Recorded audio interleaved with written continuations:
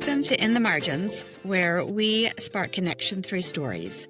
I'm your host, Laura Lynn Donahue, and each week I invite guests to step outside the lines and into the margins with me. You'll hear the untold stories, the stories of risk and reward, of triumph and trial, and everything in between. Thanks for joining me. Let's dive in. Welcome to In the Margins. I'm Laura Lynn Donahue, your host, and I am broadcasting live right now from the MIC conference, which is the Military Influencer Conference here in Atlanta. And my guest today, outside in this lovely, well, it's fall, but it feels like summer day, is Alexa Bigwarfe. Hello. Welcome. Thank you. Thank you so much for having me. Yeah, I'm so glad to have you. Thanks for being willing to come on out and do this a little bit impromptu, but we've gotten to know each other at least a little bit, right? And with some good laughs. Exactly. So I would love to know, give us a little bit of background. You have a lot to tell, so. I do.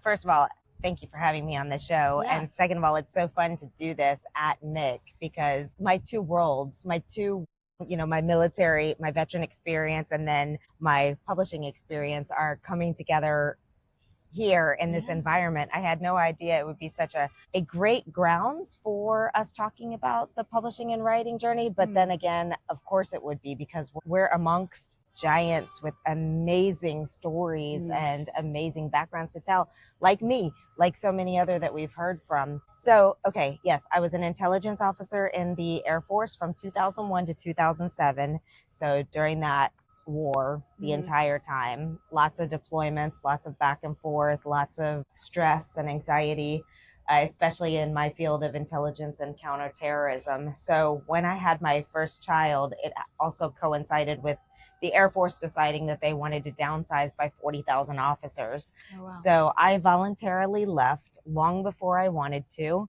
but I also didn't want to have the risk of deploying with an infant, because at that point in time, you were eligible to be deployed. I think it was either 4 or 6 months after the baby was born. Oh. Either way, way too soon. Right. Way too soon, and I didn't want to take that risk. So I got out. We moved back to my hometown of Columbia, South Carolina, and I found a job with Homeland Security through the State Law Enforcement Division and worked there for another 3 years, and then decided to be a stay-at-home mom. At that point in time, we had 2 toddlers, and I thought being a stay-at-home mom would be easier than counterterrorism. Not so much, turns out. But we then decided we wanted to have a 3rd child, because my husband and I, ex-husband and I, were both the 3rd of 4 children, and we were surprised with identical twins. But unfortunately, as I came to find out, identical twins have a 25% chance of developing twin-to-twin transfusion syndrome. One baby receives more fluid than the other, and it causes a lot of issues. And they were born 9.5 weeks early after an extensive stay of me on bed rest in the hospital. And then our sweet little Catherine passed away after 2 days. And that was hard. Our other daughter was in the NICU for 84 days, and that was a long journey. And we had a lot to deal with her and with the grief and the loss. So I took to blogging, I took to writing. And at that time, the mom blog was really strong, and a lot of mom bloggers were starting to do anthologies. So I got in on a couple of anthologies, and I was like, well, this is fun. I enjoy like this, and it's not so much pressure of writing an entire book. I only have, I'm going to write the intro and my chapter and then be part of somebody else's system. And a couple months later decided I want to do this too. Because one of the biggest, I think with a lot of writers, we write the books that we wish we had when the moment happened. And when I was looking for books after Catherine passed away, I found a lot of books written by therapists and psychologists and things like that. They were very clinical, but very few, and more have come out since then. Lots of memoirs and things, but nothing that covered the full spectrum. Yeah. So I brought together a bunch of other grieving parents. There's a section for dads too, but it's called Sunshine After the Storm, a survival guide for the grieving mother. And it goes through all the different not stages of grief, but Like there's a chapter on like the dumb things people say. Oh, sure. And, just to bring more like you're not alone to it. Yeah. So I'm going to fast forward really quickly here, or we'll be here for hours. Long story short, I fell in love with the publishing process going through that. And to me, I like enigmas. I like puzzles. I was an intelligence analyst, putting things together. And publishing it's a wild ride. There's a lot of things to figure out.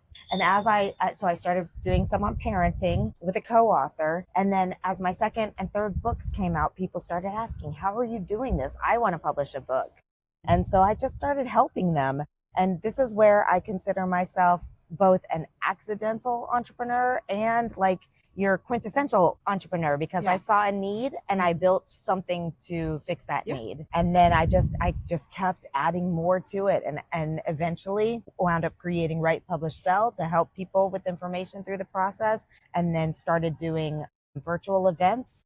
And in 2017, I created the Women in Publishing Summit, and we will be going into our 9th year in March. And that's just a wonderful environment where we bring together authors, editors, graphic designers, publishers, self-publishing assists, book coaches, anyone who touches a book, whether it's in the formation all the way through the marketing and the tools and services to support that. We want to bring all those folks together in the same place so that they can be better together, so that we can find the people that we need and trust those people rather than just searching on the internet, because there's a lot of predatory agencies out there. Sure. Big story, lots of details. I will pause now. Well, I was especially attracted to your tagline, hashtag better together, right? Years ago, I heard a similar phrase, just turned in a little bit of a different way. Together is better. Yeah. And that resonates with me, because it's not often that it's better to do it alone. Never. Well, right? I mean, there might be some things you might need to go to the bathroom alone. There we go. You found it. Let's not be better together in the toilet. Children, leave me alone. That's right.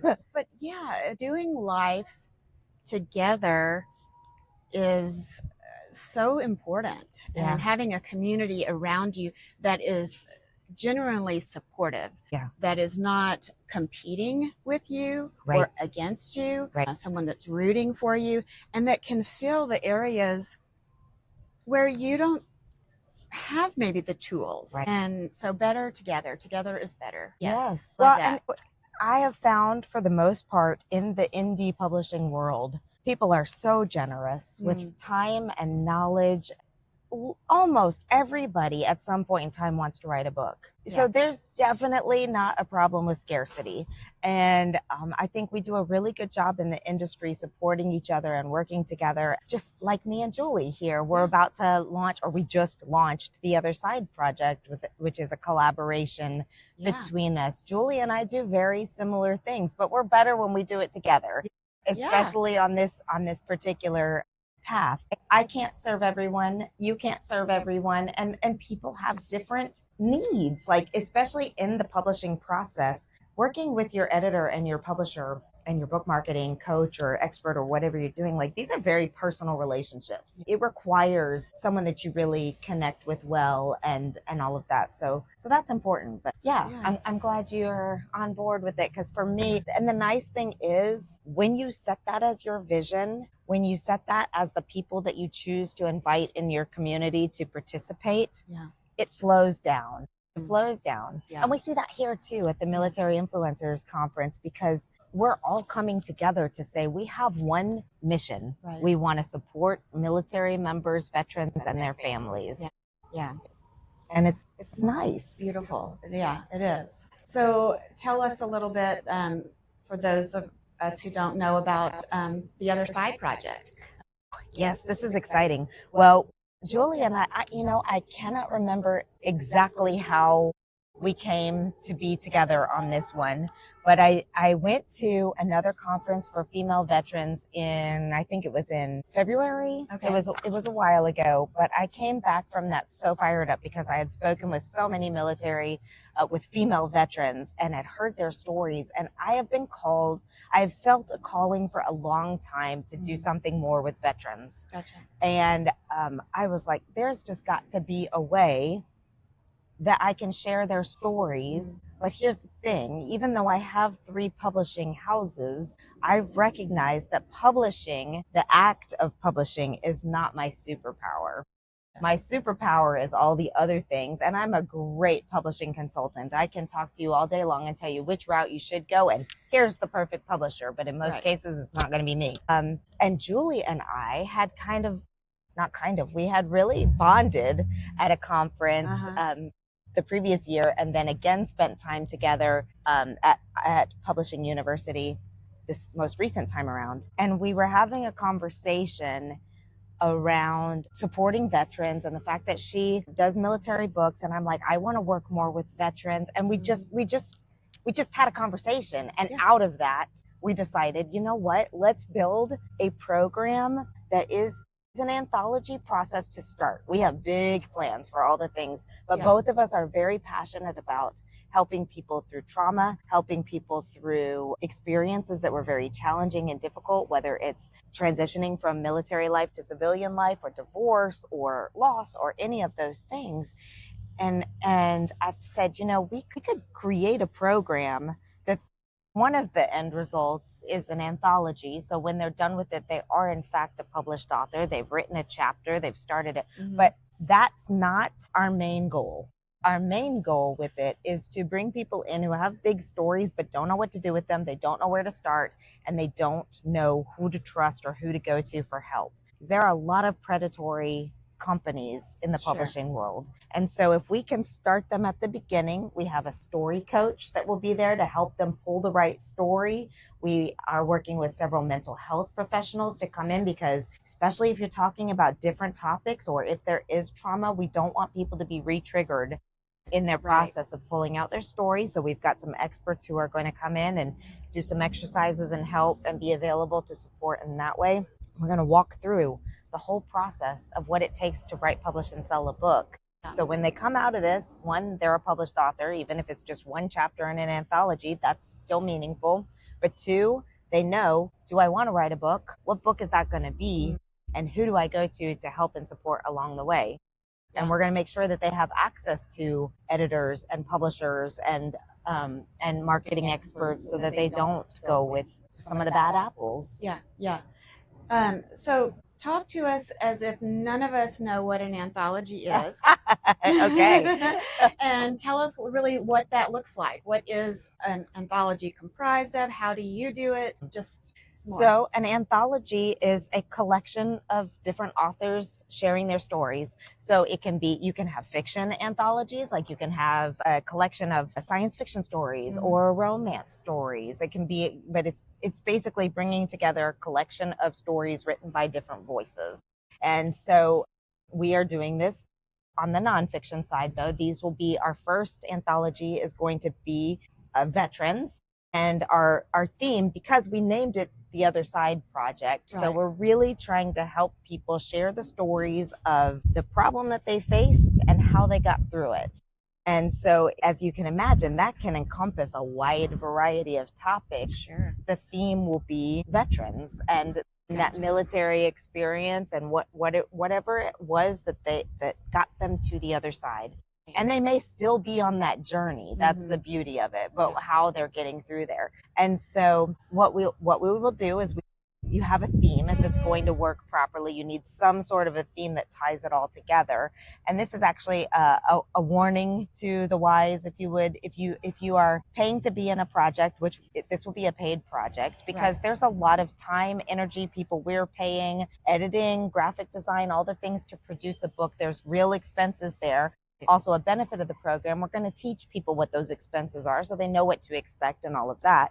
But there are a lot of people who are doing this and charging a lot of money, and they're putting you in a book with other people. But the problem is the theme, while it may be a big theme about inspirational stories, it may not be the right theme to market to your audience. So that's something that's really that's really key. Like how can we make sure this is a theme that fits within each of our goals moving forward? Right.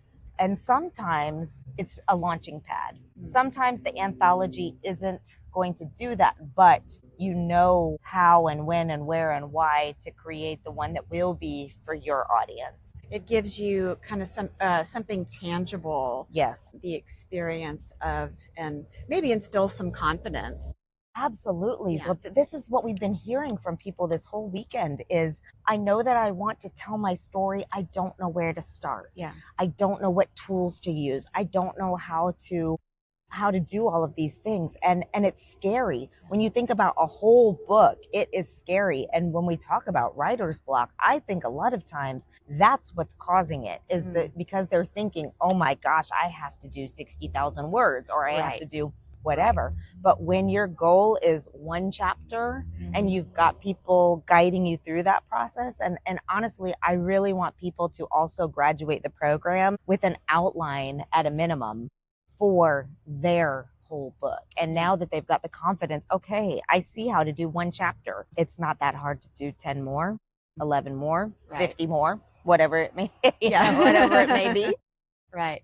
So what advice would you give to someone who is trying to distill that first story? The most important thing, and Julie and I agree on this wholeheartedly, is that you have to have your goals. And she said this today in a training as well, your goals as an author and your goals for the book. Right. And so figuring out what journey you're taking your reader on is really important, because I just spent 5 minutes telling you my background. I could write a long biography about myself, but would all of it be necessary to that story, to that book? And why would I want to do that?